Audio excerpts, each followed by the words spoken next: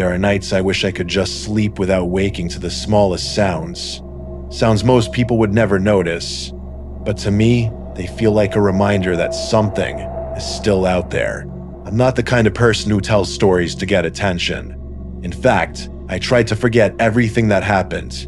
I almost succeeded until recently, when things began repeating in ways too familiar, too unsettling to ignore. At first, it was nothing more than a faint uneasiness. You know that feeling when the room is so quiet, you can hear the clock ticking, yet your mind whispers, "What if I'm not actually alone?" Then came a noise. Soft, quick, like fingernails brushing against wood or the weight of footsteps on a roof. Not loud enough to justify getting up and checking, but not quiet enough to forget either. My throat tightened. My fingers froze around the blanket. I tried to breathe evenly, but it felt like someone had a hand around my lungs. The worst part was how it all happened in the place I trusted most, my own home. A place I thought was safe. The curtains shifted in a breeze I didn't feel. Streetlight leaked through the window, casting a pale strip across the ceiling. And for a moment, I swore I saw a shadow standing in it. Silent, motionless, watching. I couldn't close my eyes anymore, but leaving them open felt just as dangerous. One night, I heard a sound slow, deliberate, like someone tapping on the wall right beside my headboard. Not loud, almost polite, as if it didn't want to be heard, but needed me to know it was there. I lay there, heart pounding against my ribs, unable to move, unable to even swallow. Eventually, the tapping stopped, but the feeling that something was in the dark with me, only a few steps away, never did. That's when I realized other people had heard it too. Not the same noise, not in the same place, but close enough to make me understand I'm not the only one. There are 3 of them. They don't know each other. Different towns, different lives. But each of them lived through a night they wish they could erase from their memory. And their stories are the reason I'm speaking. Because whatever this is, it hasn't stopped. And if I stay quiet any longer, it might come back. And this is only the beginning. The first story belongs to someone who thought the worst part of recovering from surgery would be the painkillers and the sleepless nights. He had just gotten his wisdom teeth removed, so his sleep schedule was broken into short, restless naps 3 hours at a time. His bedroom would get unbearably warm at night, so he began sleeping with his window cracked open to let the cold night air in. At first, nothing was unusual.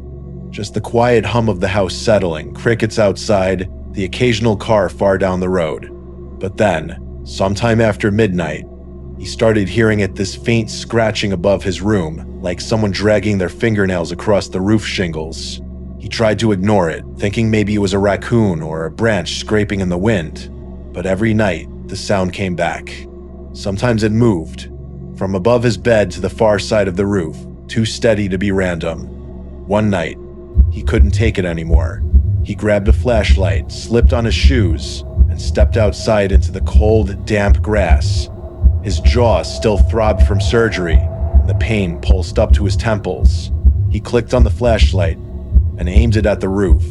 What he expected was nothing, maybe a raccoon, a bird, anything that made sense. But what he saw made his blood run cold. There was a man, a fully grown man, crouched low on the roof, like an animal. His skin was pale and bare. No clothes, no expression, just these wide, dark eyes staring down at him, unblinking. For a second, neither of them moved. Then the man let out a low growl, not quite human, and launched himself off the roof. The flashlight slipped from his hand. He felt a heavy body slam into him, knocking him into the wet grass. He tried to scream, but a hand clamped over his mouth. The man's skin was cold and dirty, like he'd been living in the woods.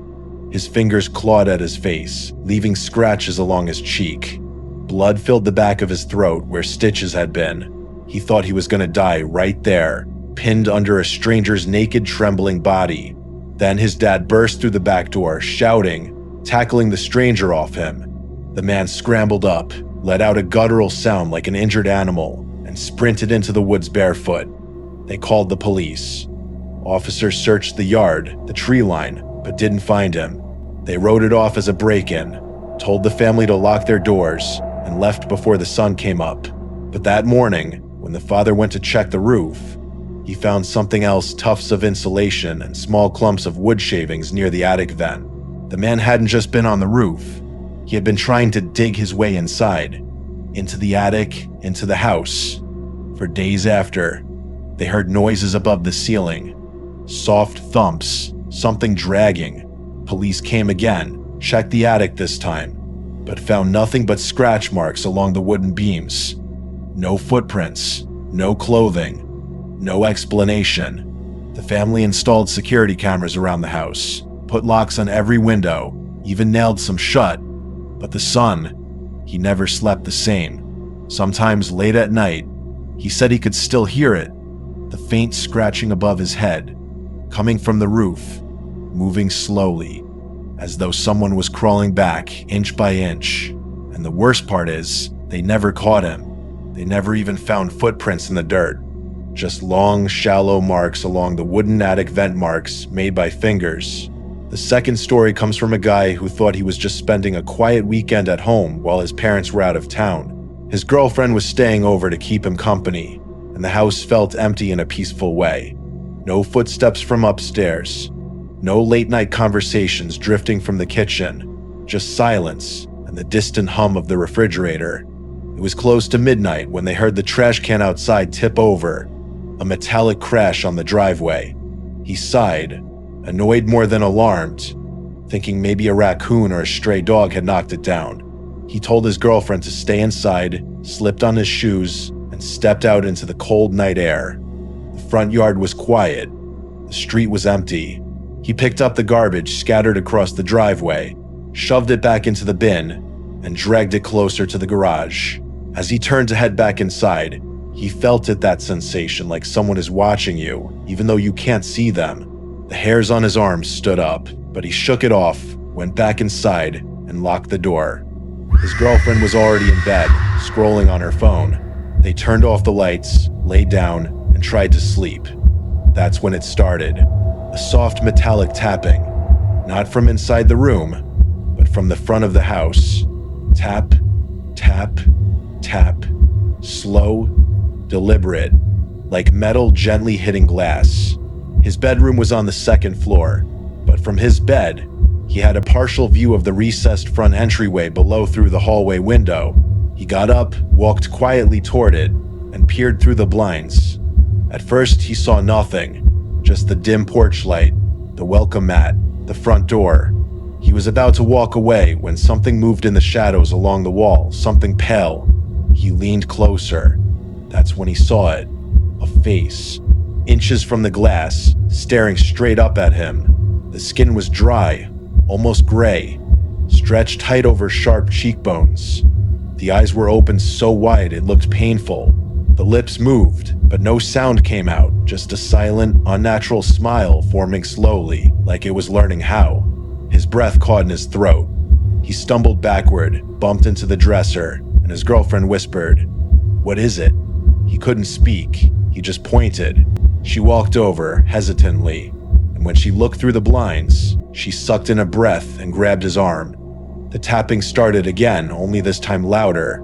Tap, tap, tap, but the head didn't tilt. The mouth barely moved.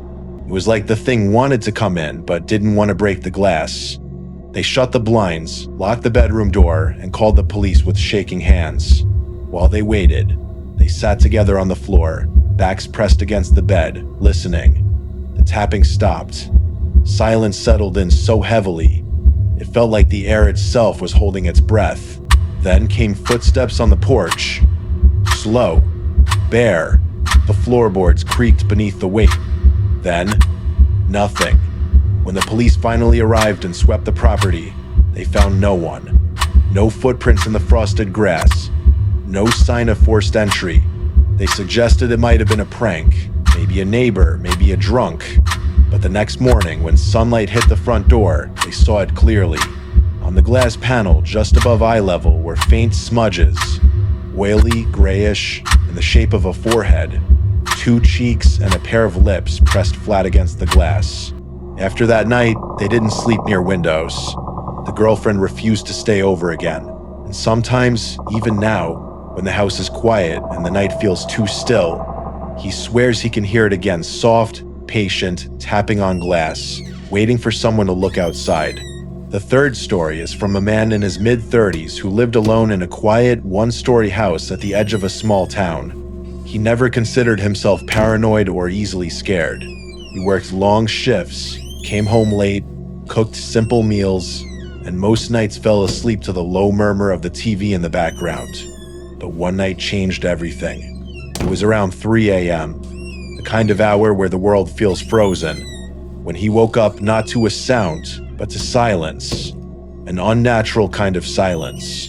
The TV had automatically shut off, leaving only darkness and the faint glow of the digital clock by his side. He lay there for a moment, blinking, listening, and that's when he heard it. Footsteps. Heavy, rapid footsteps, pounding down the hallway outside his bedroom.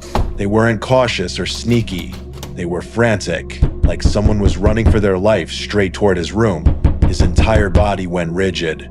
The footsteps slammed closer, thud, thud, thud, thud, until they stopped right at his bedroom door. Then came the banging, fist against wood, hard, violent. The door rattled in its frame. His heart lurched into his throat. He couldn't breathe. Whoever or whatever was out there hit the door again, harder this time, like it was trying to break it off its hinges. He scrambled backward on his bed, pressing himself into the headboard, eyes locked on the trembling door handle. And then, it stopped. The banging, the footsteps, everything. He could hear his own pulse rushing in his ears, but beyond that, nothing. He waited, frozen, for something to happen. A minute passed, 2, 3. Then he heard them again. The footsteps. But this time, they were walking away. Slow, calm, from the door, back down the hallway. No urgency, no panic. Just steady, soft steps fading into the dark. That was the moment something inside him snapped. He jumped out of bed, grabbed an empty glass bottle from his nightstand, and yanked the bedroom door open. The hallway was empty. Lights off. No movement. He flicked the switch. The light buzzed to life, revealing nothing but the long, narrow corridor leading past the bathroom and into the living room. He walked the whole house, every room, every corner. The front door was locked from the inside. The windows were latched. No broken glass, no footprints on the hardwood floor. No trace that anyone had been there at all. But he knew what he heard. He called the police. They arrived half an hour later, swept the house and yard. They found nothing. No sign of forced entry. No neighbors heard anything. The officers left with sympathetic looks, but no answers. For the next few nights, he slept with the lights on. Or at least he tried to sleep.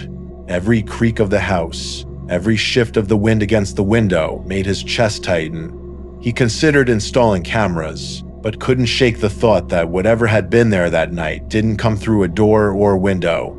It didn't break in. It was just already inside. And after a while, he stopped trying to convince himself it was a dream, because every so often, usually around 3 a.m., when the TV turns itself off and the silence sets in, he hears it again far down the hallway. Not running this time, just standing, waiting. Maybe none of these stories ever made the news. No headlines, no police reports that explain what was seen or what was heard in those empty hours of the night. But that's the thing about the quiet most of the time. It doesn't leave evidence. It only leaves people. People who stay awake a little longer than they used to, who check their locks twice, who hesitate before turning off the lights. You might think you'd react differently, that you'd be braver, that you'd fling the door open or shout into the dark. But the truth is, when you hear something you can't explain on the other side of the wall, and it feels close enough to breathe the same air as you, your body decides for you. You freeze, you listen, you wait. And long after the sounds are gone, the silence that follows is never the same again. What unsettles me most isn't the scratching on the roof, or the face at the window, or the pounding on a locked door. It's how familiar those moments were. Homes that felt safe, rooms that felt ordinary, until something stepped into them. Maybe you felt it too. A tap on the glass that no tree branch could have made. Footsteps across a hallway when no one else was home. A shape that shouldn't have been there, but was just long enough to know it saw you first. And if you've ever laid awake after that, staring into the dark, ears straining for the next sound, then you understand. Silence is only comforting when you're sure you're the only one listening.